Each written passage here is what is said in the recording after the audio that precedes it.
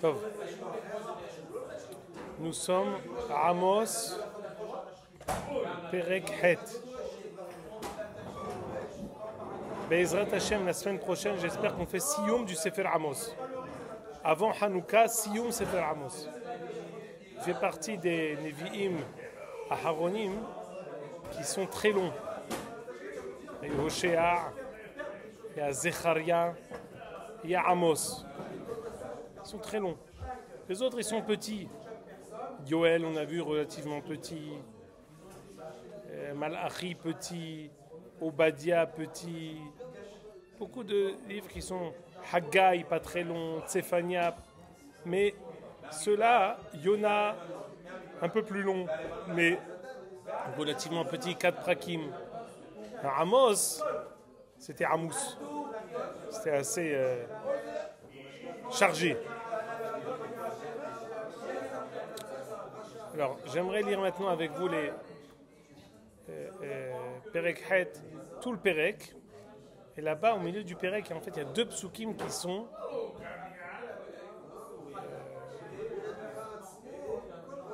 c'est en fait le socle du Perek. Et tout le Perek, en général, il traite du fait que Kadosh Baruch Hu va dire Igia et ketz. C'est quoi et ketz? C'est pas la Géoula. Et ketz, ça veut dire c'est fini. J'arrête de tolérer et d'attendre. J'arrête d'être miséricordieux et d'être patient. C'est comme quand on dit maintenant on passe à la caisse. Alors ça c'est beaucoup de psukim qu'on va lire, ils vont dans ce sens. Au milieu il va y avoir 2 psukim très très importants qui sont archi connus et qu'on va essayer sur lesquels on va se pencher. Mais avant qu'on lise les psukim, j'aimerais vous donner une généralité qui ressort d'ici, qui est très importante. La généralité est la suivante. L'une des midot les plus importantes du Olam Hazé, qui régissent le Olam Hazé, c'est Sachar ve'onesh. Même ceux qui étaient en désaccord avec le Rambam de résumer la Torah avec 13 ikarim, qui ont dit que 4. C'est quoi 4? Torah min hashamayim, Sachar ve'onesh. Sachar ve'onesh, ça fait partie des fondements de la Avodat Hashem, de la Emouna. Pourquoi? Parce que ça veut dire qu'Akadosh Baruch Hu, il est mashgiach. Baruch Hu, il sait ce qu'il se passe ici dans ce bas monde. Le monde n'a pas été abandonné. Le monde est mushgach bechol ait. Autre chose, Sachar ve'onesh, ça c'est très important. On le dit dans Masechet Avot. Al tityaesh min hapur anut. C'est pas très gentil, je dis à quelqu'un. Ne désespère jamais de la punition. Et non, moi j'aimerais bien désespérer de la punition et qu'il n'y ait pas de punition. Non.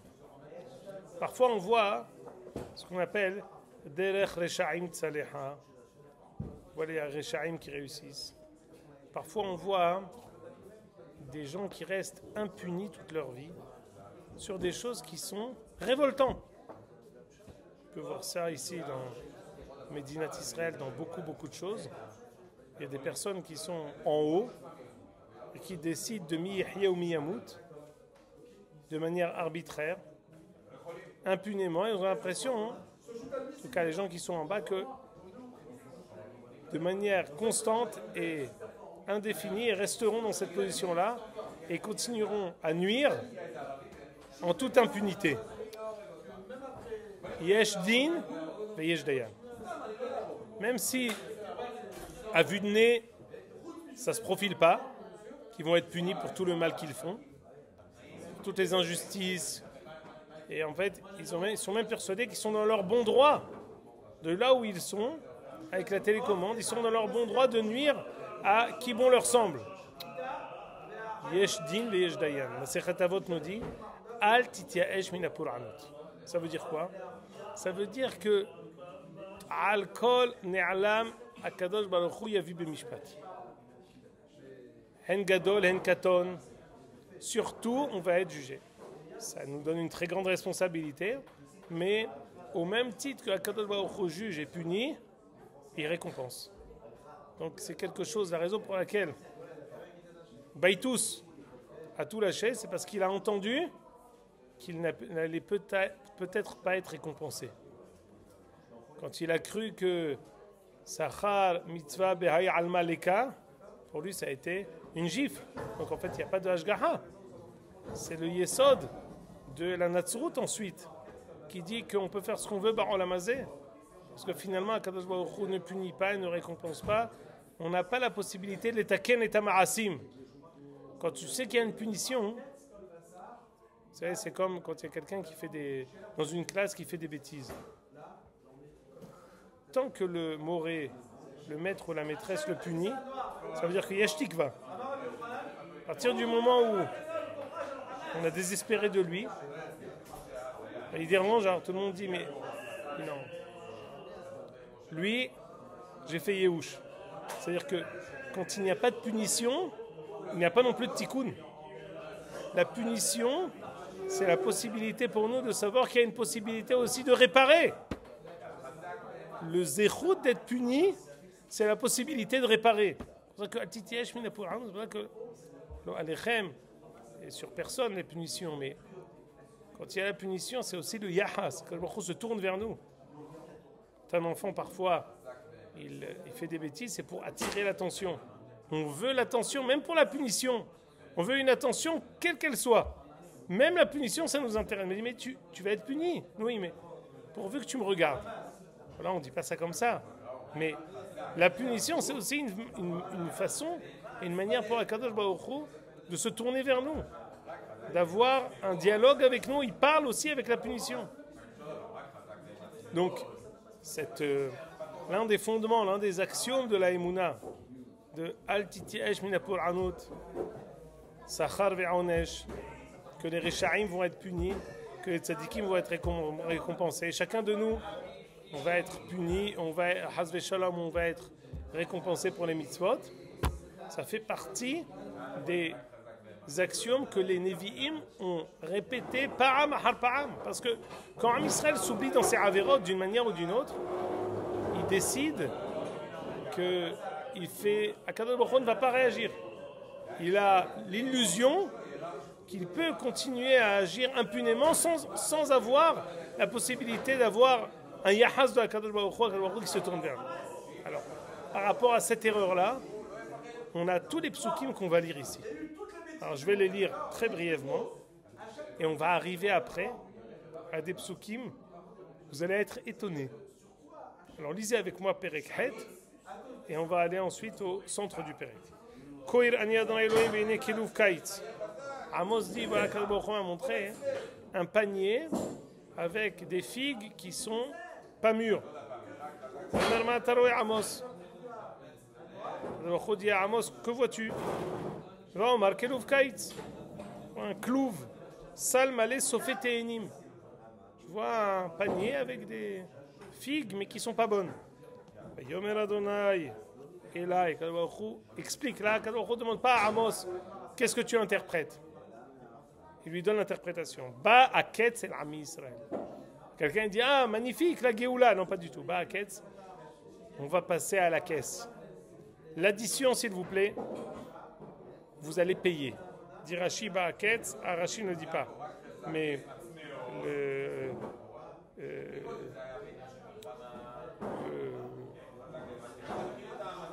Targum dit, Metat pour Anuta, Ketzal et Metzae. Le moment d'être puni est arrivé. J'ai été patient pendant très longtemps.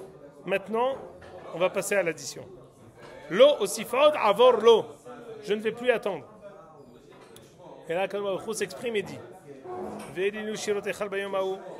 Les chansons que vous faisiez dans les temples de Avodah Zarah vont devenir maintenant des keynotes, des lamentations.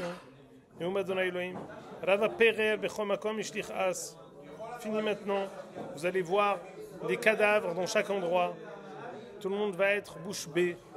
Shim'ozot hashoafim evion velashbit ani haaretz. Ceux qui spolient les pauvres et qui écrasent les pauvres. Écoutez bien les morts. Matai ya'avor hachodesh venashbir hashever. Shabbat mifteh habar l'aktin efa ou l'agdil sheker ou avet moznemirma. Tous ceux qui disent Matai ya'avor hachodesh venashbir hashever. Quand est-ce qu'on va réussir à encore une fois, élever les prix pour en prendre encore plus d'argent. Nashbir HaShever pour vendre cher. Shabbat quand est-ce va arriver la Shemitah pour qu'on fasse un Afka'at Mehirim, l'Aktin Efa ou l'Agdir Shekel.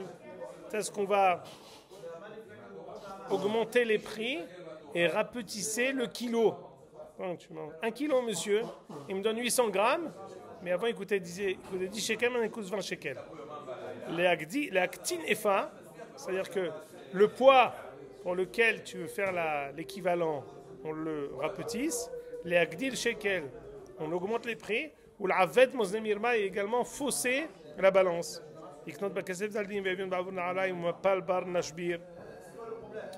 Vendre même le mapal, la psolette, même la psolette du blé, on va la vendre. Nishba Adonai Begeon Yaakov Mishkar Netzach Kol Maaseh. Akadosh a juré Begeon Yaakov s'il oubliera à jamais ses actes mauvais. Vous entendez? Nishba Adonai Begeon Yaakov. Akadosh dit j'oublie rien. Toutes ces mauvaises actions, vous allez être punis. Ha'al Zot Lo Tirgaz Aretz. Est-ce que sur des actions tellement graves, la terre ne va pas se fâcher? Aval Kol Yoshveba. Et Ve'aval Kol Yoshveba, elle ne va pas être en deuil toute personne qui est dessus. Ve'alta Chaor Kula Ve'nigresha Ve'nishkea Ki Or Mitzrayim. Rachir amène ici 2 pirouches, ça veut dire quoi? Ve'alta Chaor Kula, est-ce que ça veut dire le fleuve va monter et va dépasser, sortir de son lit? Ve'nigresha Ve'nishkea Ki Or Mitzrayim, on dit 2 fois la même chose. Ou alors non, Ve'alta Chaor Kula, c'est-à-dire qu'il va y avoir l'obscurité, tellement Akadosh Baruch Hu va être en colère. Et le Nil va sortir, va tout dévaster, et quand il va tout dévaster, il va prendre aussi toutes les saletés qui sont tout au bord du Nil, et ils vont tout ravager. Mais écoutez bien, ça c'est les psukim que je voulais étudier avec vous.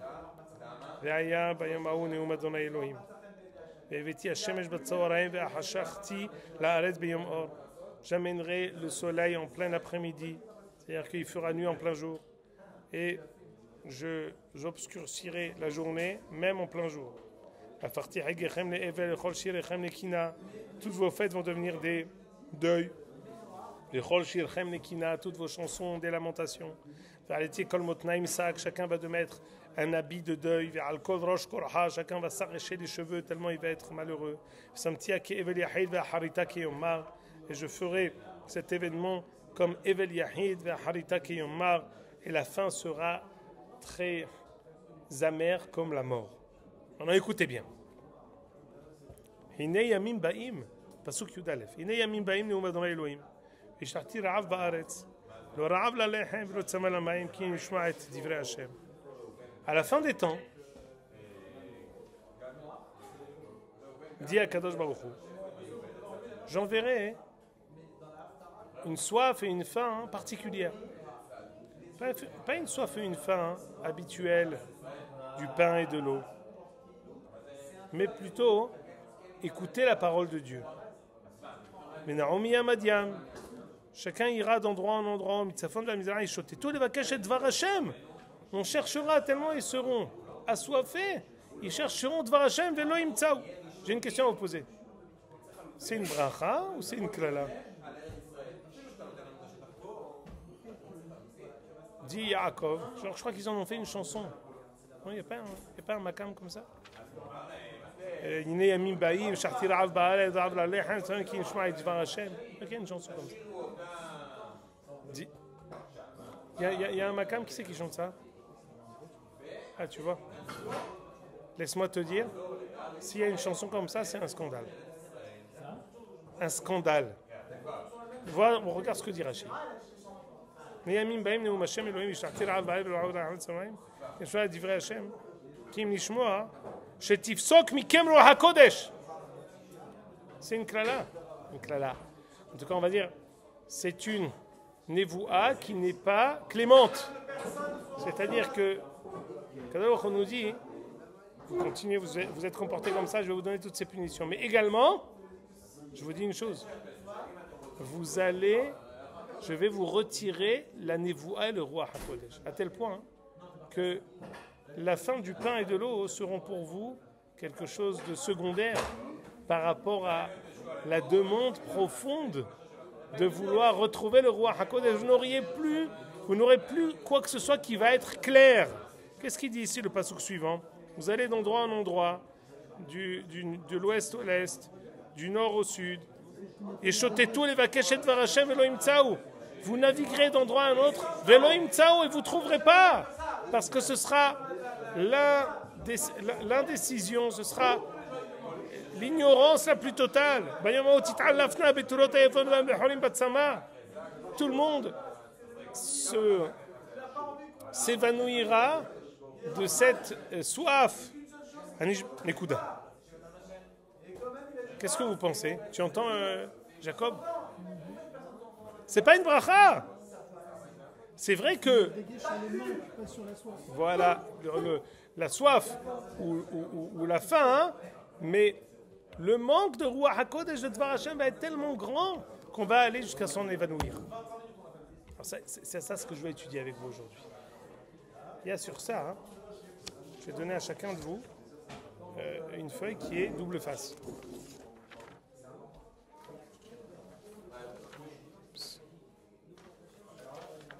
J'ai marqué 1 et 2. Ici, on lit c'est un contraste du Rav Kook qui s'appelle Avodat Elokim. C'est dans Amoud Kouf Mem Gimel. Et le Rav Kook, je vous donne à l'oral l'explication. Et on va le lire maintenant.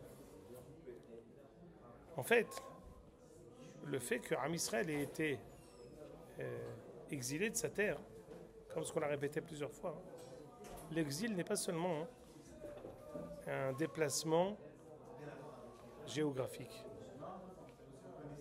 La galoute, c'est aussi le fait de retirer au peuple toute sa vie pleine de peuple, c'est-à-dire une économie, une armée. La névoua, c'est quoi la névoua?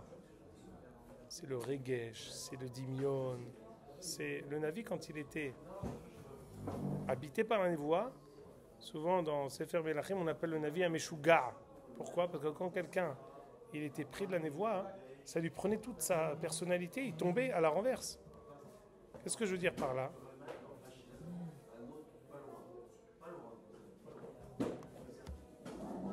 C'est-à-dire que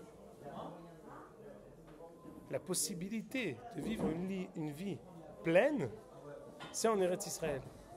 C'est le peuple chez Yoshev al-Mechonou. À ce moment-là, il est avec toutes ses forces. C'est comme quelqu'un, hein, quand on dit que Am Israël chez Gala,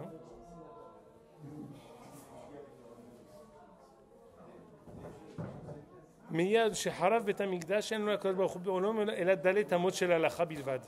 Ça veut dire quoi quand on dit depuis que le Bet Hamikdash est détruit, le Baruch Hu n'a plus que Arba amot shel halacha.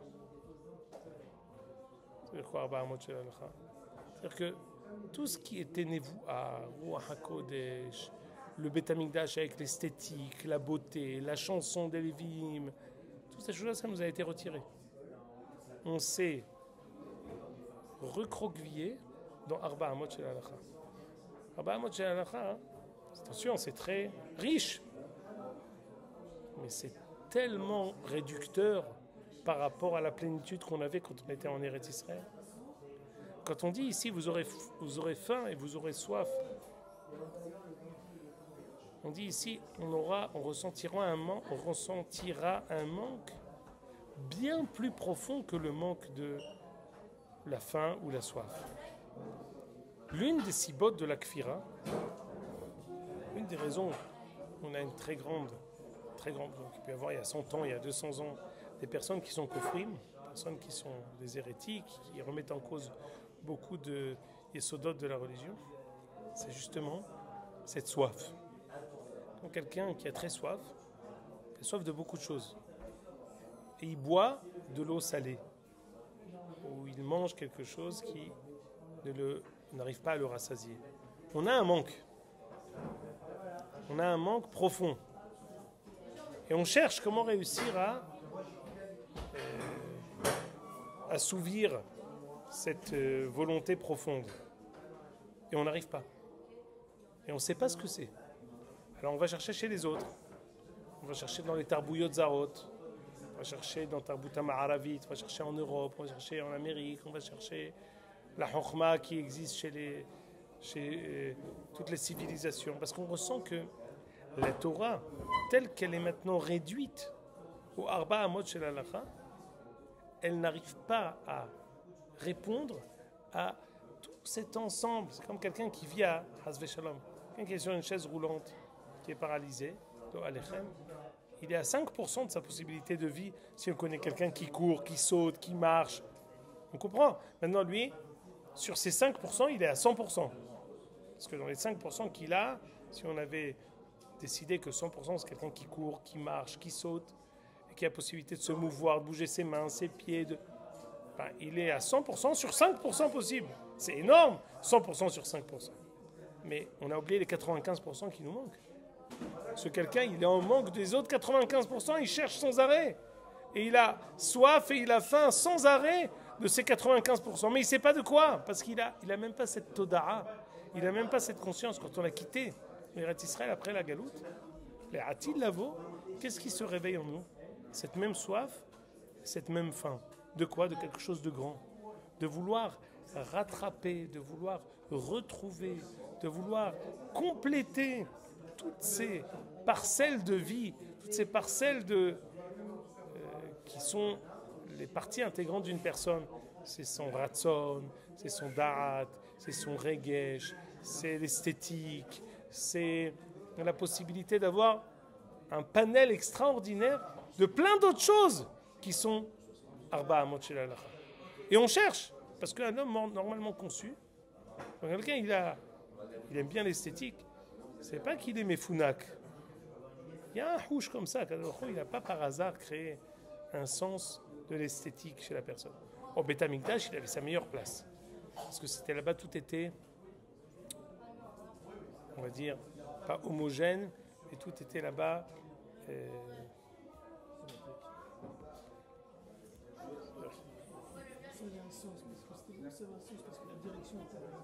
Non, ça avait un sens parce que ça s'inscrivait dans un contexte. Dans un contexte d'une grande Kedusha qui était aussi, non pas une intention, c'était quelque chose qui était, on va dire, naturel. Comme quand on dit Sarah Imenou, c'était la plus belle femme du monde, elle était à la hauteur de la shlemout de Nevoa qui était avec elle. Quand il y a une vie pleine, quand il y a une shlemout de la coma, alors tu as aussi Osher, Gvura, Hacham. Moshe Rabbeinu était Ashir, Hacham, Gibor, Navi, tout en même temps, parce qu'à la hauteur de la vie, des 100% de vie qu'il vivait, on a besoin de tous ces kélim-là, de tous ces instruments, pour pouvoir apparaître cette grandeur de vie.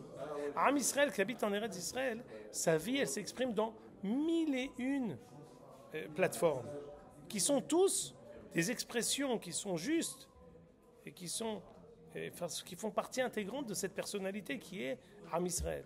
Quand on est parti en galoute, on nous a tout retiré. Et on nous dit, attendez, quand vous allez être en galoute, vous allez avoir faim, vous allez avoir soif. Pas de manger ou de boire, mais de quelque chose qui va vous être retiré, qui va tellement vous manquer que vous n'allez pas savoir qu'est-ce qui vous manque. Et vous allez être Me'oul Lafim. On revient après 2000 ans de galoute, on est Me'oul Lafim. Alors ici, le pirouche qu'on va voir dans les paroles du Rav Kook, il va se baser sur un midrash qui dit, une Gemara dans Hagiga qui dit Mish'an lehem elu halachot ou Mish'an maim elu agadot. Toute la partie de la Torah, on va dire on va appeler ça l'imoudé emuna. Le fait d'étudier la emuna, da'at Hashem,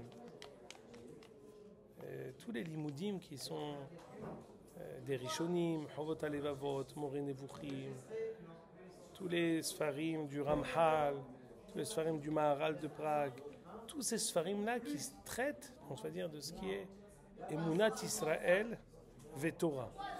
Toutes ces choses-là, ça nous a été repris. On a arrêté de rêver. Le Kuzari, on a arrêté de rêver quand on était en galoute. Tout ça, ça nous manque. Alors, lisez avec moi.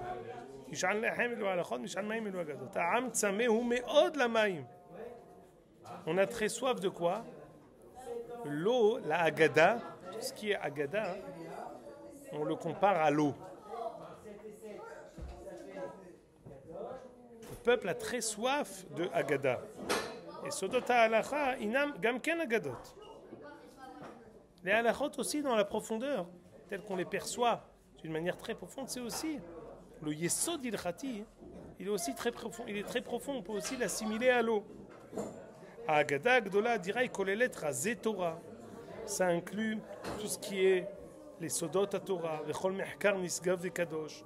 Ça inclut aussi toutes les hakirot sur Da'at Hashem. Sherak mi shemesimba limut shel kviut, quelqu'un qui étudie ça de manière permanente, midayom beyomo. Est-ce qu'il a vos she'area peut arriver à comprendre. Et à ce moment-là, il pourra aussi enseigner aux autres.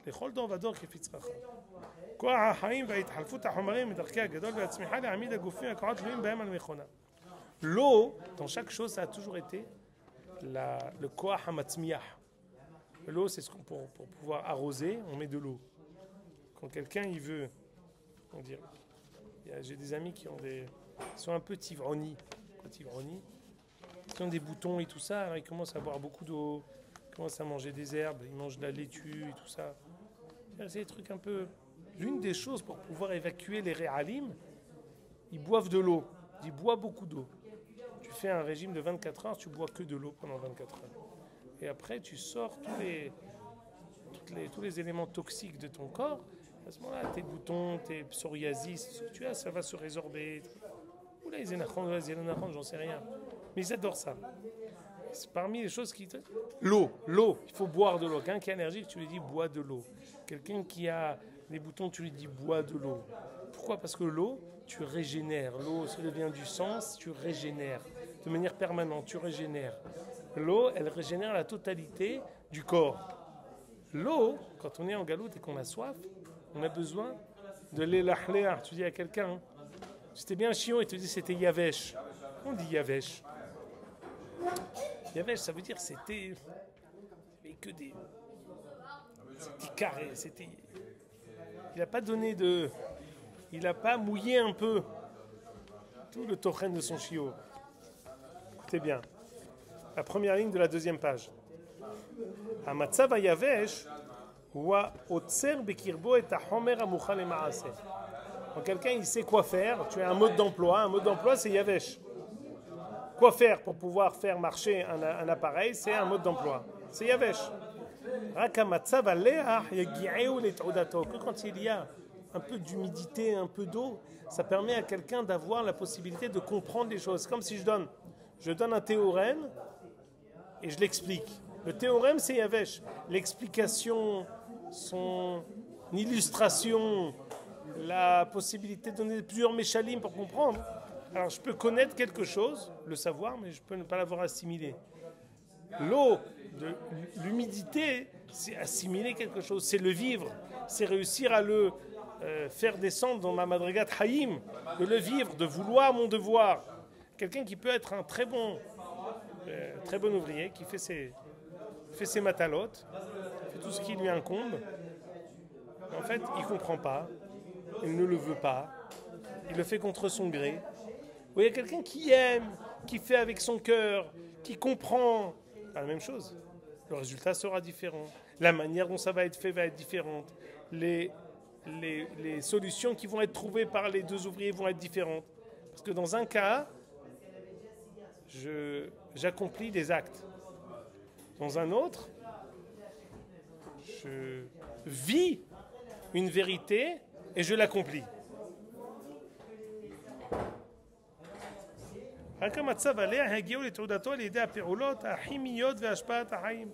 Écoutez bien. Agada, on appelle ça du vrai Agada. C'est quoi du vrai Agada? C'est un peu, on va dire, un Yaakov. Agada, il dit, c'est aussi Milachon, Agouda. C'est quoi Agouda? Quelque chose qui attache les égos des taloulav. Quand quelqu'un, il a le côté, on va dire, rouhani de la Torah, en fait, les multitudes de détails qu'il connaissait, ils sont maintenant tous attrapés et attachés par un élastique qui arrive à tous les attraper. quelque chose qui arrive à les unir autour de quelque chose, autour d'un moussag rouhani qui leur donne en fait une neshama. Si tu dis gouf et neshama, la Haggadah elle donne la neshama à tous ces détails. היא תיתן לכל חלק מחלקי האומה לכל דור ודור את מחסוריו מאוצר הכלל, אוצר החיים ששם הוא חביון עוז ההלכה והאגדה גם יחד. écoutez bien. ימים רבים נעזבה האגדה. Pendant longtemps, tout le tchoum de Emouna, l'imoudé Emouna, l'étude de la Torah pnimit, l'étude de Agadot Hashas, Ne'ezva, ça a été délaissé. Mais à Monaham, l'essentiel de notre étude n'était pas autour de ça. Pourquoi? Mais effet sicholet lezé.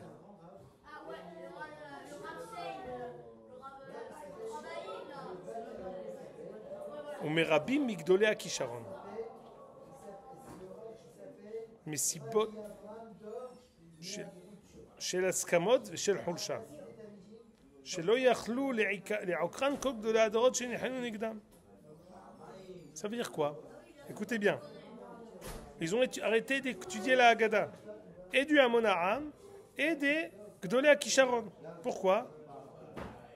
Askamot shel Hulsha, ils n'avaient pas la tête.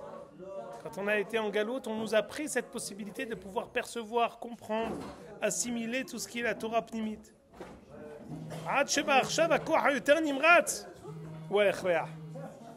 Jusqu'au moment où est arrivé ce qu'on appelle le Echreah. C'est quoi le Echreah? Echreah, c'est... On est contraint et forcé. C'est-à-dire que quelqu'un qui...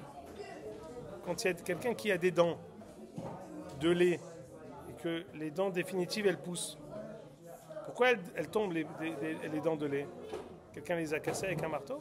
C'est le echreah, c'est quelque chose qui pousse. C'est inexorablement les dents de lait vont tomber.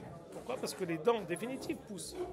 On arrive à un moment où pendant longtemps on a abandonné tout ce qui est le tchoum, tout ce sadé qui est le helek à Agada, helek à Emouna de la Torah.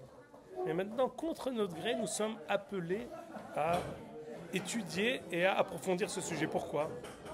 Parce que la Torah telle qu'elle était pendant les 2000 ans de Galoute, elle est maintenant insuffisante pour pouvoir les farnès, le peuple, les farnès, les talmidim, pour pouvoir subvenir aux besoins spirituels de tous les élèves, ça ne suffit pas. Aujourd'hui, on nécessite de quoi? Expliquer. Quand aujourd'hui, tu dis, tu fais comme ça et c'est tout, il te dit, bah non, alors je ne fais pas. Pourquoi c'est quoi la différence? Pourquoi il y a 100 ans, tu disais à quelqu'un, tu fais comme ça et c'est tout, et il disait oui, maintenant tu dis, tu fais comme c'est comme ça et c'est tout, et il dit non. On a une sorte de... Le peuple a une certaine maturité, le dor fait que maintenant on a besoin de faire béda'at. On arrive à une maturité qui nécessite d'agir avec conscience, avec compréhension, avec réflexion. La volonté de vouloir remettre sur le terrain toutes nos forces qui ont été éteintes pendant 2000 ans de galoute, elles reviennent maintenant. Et ça correspond avec quoi? Avec notre retour en Israël. Notre retour en Israël nous redonne cette mouchanout de vouloir avoir une vie de peuple. Donc on rêvait en fait toutes ces questions. Aujourd'hui, le besoin, je ne sais pas si vous avez vu, mais pour moi c'est vraiment bolette, peut-être sûrement pour vous aussi.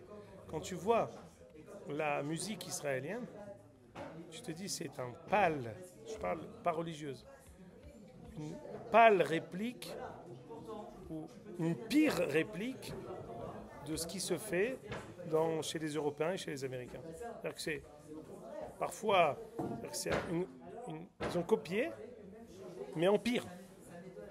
Pourquoi? Parce qu'en fait, tu as une volonté de vouloir avoir une sorte de culture, de musique, de théâtre, de tous ces cohortes-là qui veulent s'exprimer, mais tu n'arrives pas à puiser des puits, de nos propres puits spirituels, de notre propre puits de massorette juive qu'on a, on n'arrive pas à puiser. Pourquoi? Parce que ça a été délaissé. C'est comme si maintenant tu dis, bon allez, maintenant je vais cueillir des tomates dans mon champ. Tu ne l'as pas travaillé. Pendant 2000 ans, tu l'as abandonné. Comment tu veux cueillir là-bas des fruits? Il n'y a pas de fruits là-bas. Alors qu'est-ce que tu fais? Mais tu as un besoin. Tu es tsamé et tu es ra'ev. Ça y est. T'es arrivé maintenant, t'es plus un enfant de 3 ans à qui on donne la sucette et il se tait. T'es un enfant de 15 ans. Ça suffit pas de te mettre un petit dessin animé et tu te tais. On a besoin maintenant de répondre à des besoins qui sont à ta hauteur, qui sont à ta maturité. Maintenant, le peuple est arrivé à une certaine maturité. Il est arrivé à une maturité avec des demandes, avec des besoins. Il ne trouve pas ces besoins-là dans la Torah. Il ne trouve pas ça dans les trésors du judaïsme. Pourquoi ? Parce que ça a été délaissé. Alors il va chez les goïms. Et ça sort quoi ? La catastrophe. Au lieu de ça, nous sommes maintenant appelés à quoi ? À recommencer à travailler ce champ, à recommencer à travailler cette terre, à recommencer à travailler tous ces trésors spirituels qui sont les nôtres, pour réussir à puiser là-bas tout ce qui va être ensuite notre culture d'esthétique, de théâtre, de dimayon, de littérature, de chant, de musique, tout se réveille. Dit ici, même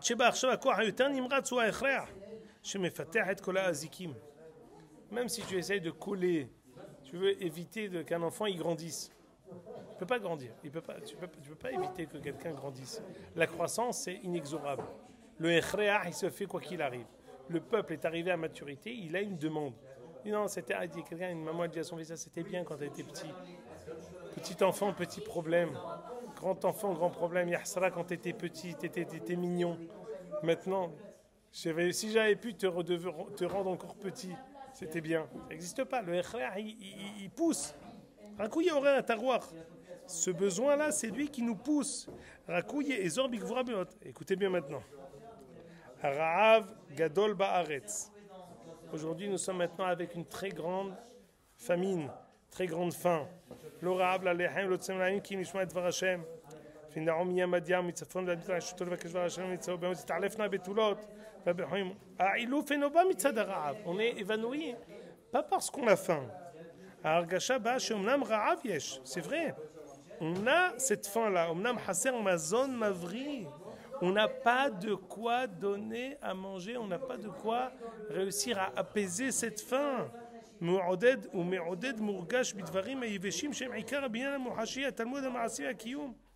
Le mazon qu'on essaye de nous donner pour nous apaiser ne nous apaise pas. Si on ne rajoute pas,